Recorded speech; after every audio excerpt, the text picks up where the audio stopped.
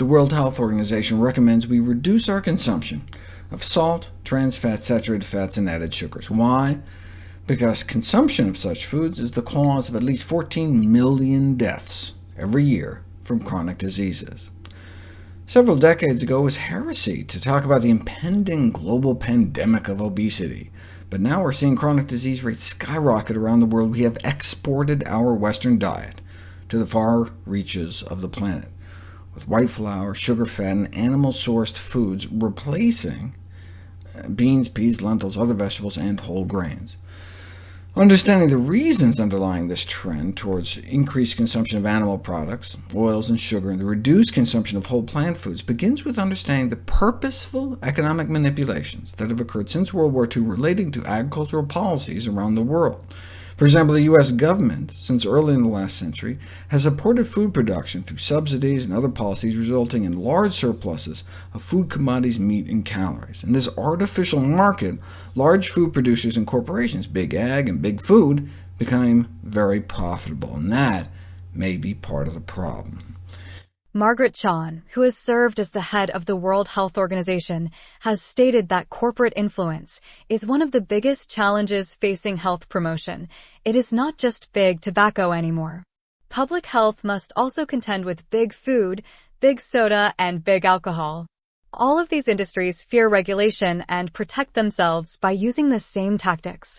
Saying that research has documented these tactics well, she has highlighted many of them: front groups, lobbies, promises of self-regulation, lawsuits, and industry-funded research that confuses the evidence and keeps the public in doubt, as well as gifts, grants, and contributions to worthy causes that cast these industries as respectable corporate citizens in the eyes of politicians and the public, and arguments that place the responsibility for harm to health on individuals and portray government actions as interference in personal liberties and free choice. This is formidable opposition. Market power readily translates into political power. Few governments prioritize health over big business. This is not a failure of individual willpower.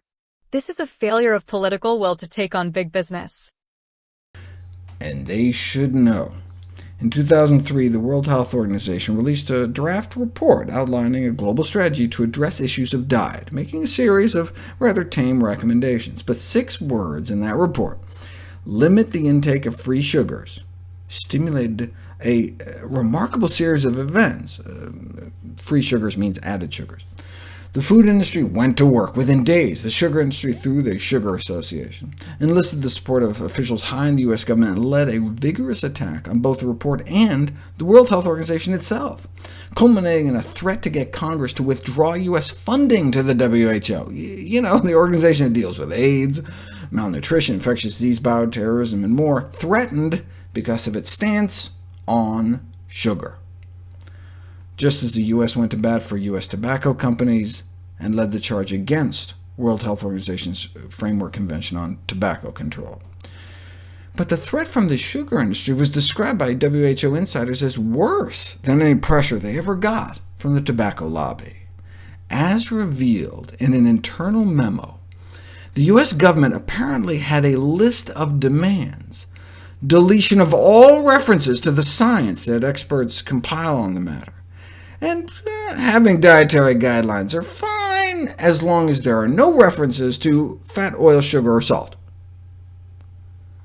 The threats failed to make the WHO withdraw their report. Entitled Diet, Nutrition, and the Prevention of Chronic Diseases, it formally launched and concluded that a diet low in saturated fat, sugar, and salt, and high in fruit and vegetables was required to tackle the epidemic rise in chronic diseases worldwide, though they did end up watering it down.